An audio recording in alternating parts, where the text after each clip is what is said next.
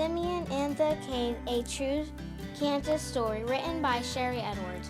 Illustrated and read by Miss Edwards, 2nd graders, January 2014.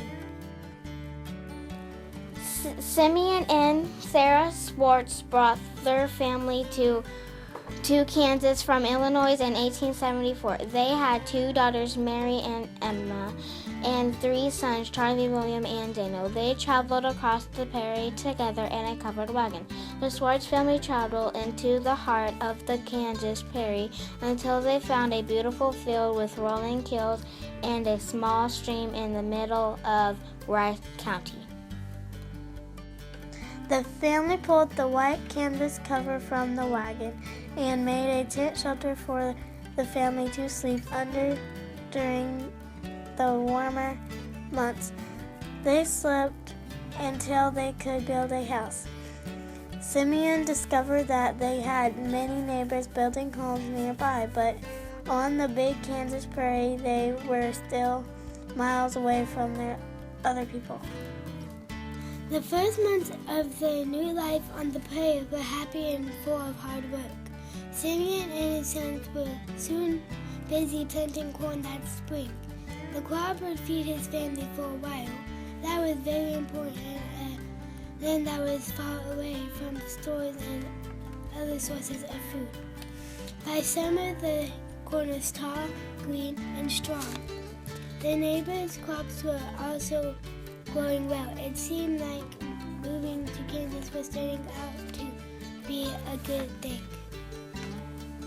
Sarah had a baby on July 4th. That summer, little Ira Swartz was born weak and sick. There were no daughters around, and he only lived for 9 days. It was a very sad time for the Swartz family. One sunny morning, the boys were out in the cornfield checking the corn crop. On the horizon, just above the tops of the corn plants, they noticed clouds forming. Slowly, the clouds got larger and moved toward them. The sky suddenly grew dark. Black clouds began to spread over the sky. They were not like any clouds they had ever seen before, and Daniel ran to find Simeon. As the family watched the sky, the clouds got closer. They gradually realized they weren't looking at storm clouds at all. As the clouds reached them, they saw that they were actually millions of grasshoppers flying towards their green corn plants. Simeon and his sons ran for shelter. There was no way to stop so many hungry insects. In just 3 days, the grasshoppers had eaten every plant on their land, from grass to corn to the leaves on the trees. Everything as far as they could see was drab, brown, dead, and gone. The grasshoppers moved on to find more food and left Simeon and his family with little to eat. In the weeks that followed these disasters, Simeon and Sarah were heartbroken, and their family was hungry. Simeon wanted to be alone to think. After a week sitting by himself and thinking about his problems, a mysterious thought came to his mind. Settling in his mind, he wanted to dig a cave in the side of the hill on their land. He didn't know why he was thinking about a cave, but the idea wouldn't go away. It grew stronger and stronger until he took his sons to the side of the hill they started to dig a cave. They dug a cave 10 by 20 feet. The word got around, and soon the neighbors and friends stopped by to see this strange thing going on at the Swartz homestead. They questioned Simeon, "What do you expect to do with a cave?" They asked. The only reply Simeon had for them was, "I might need it sometime." It made them felt better to do something good in sad times. They felt much better. They felt that everything would be okay. The cave was finished in September of 1874, and Simeon and Sarah made good use by storing the food they still had in the cold cave. They knew that soon the weather would be changing and winter would be on its way. They needed a house between rainstorms. Simeon and his neighbors built the Swartz family a sod house. Everyone helped, and the family moved into the first real shelter they had lived in since coming to Kansas.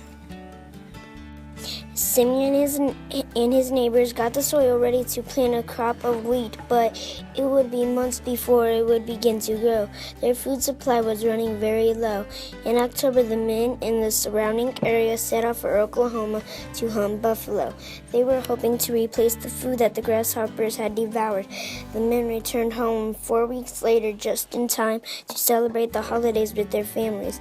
They brought enough buffalo meat back with them to keep the community from starving over the winter.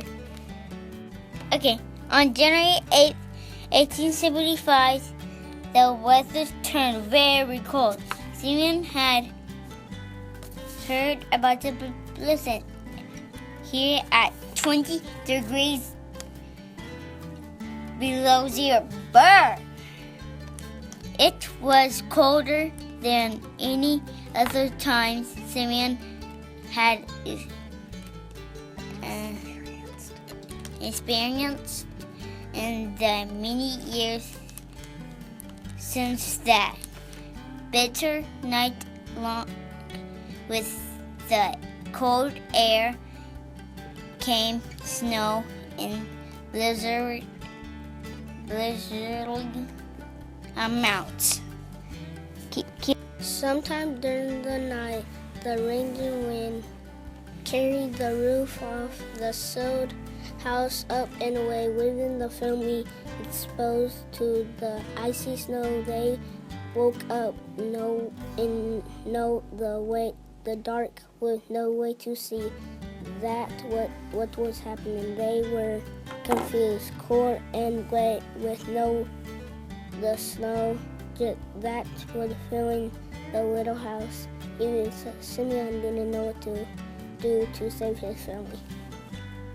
It was 14-year-old Charlie who snapped them out of shock, dismay at their situation.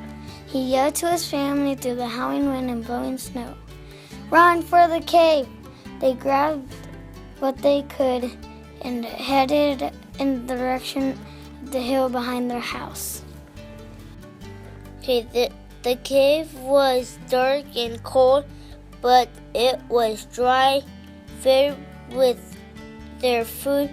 There was dried buffalo meat and a quack of corn musk that Sarah had prepared the night before the storm. That satisfied their hunger. They were safe and together.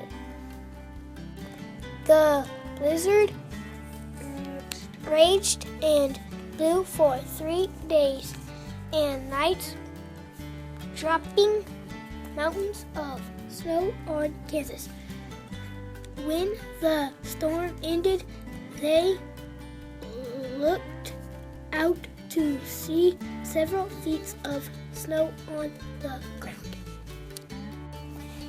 For the next 3 weeks of that cold January and 1875, the cave was their home. Simeon took his sons back to the sod house to search for things that they needed. Several times it meant digging through 5 feet of snow. The cave that had settled into the 4 walls of their home. They even uncovered the cook stove and brought it closer to the cave. It allowed them to have hot water and warm food cooked under the open sky. They waited for the snow to melt. It was nearly February that winter of 1875 before the snow cleared enough for the neighbors to help Simeon replace the roof on the sod house. Simeon was thankful that he had the idea to dig the cave that's the summer before. He was thankful that he didn't listen when people doubted his decision to dig the cave before building the house. He knew being so far from his neighbors and not having a cave or shelter, they would freeze at cold January night.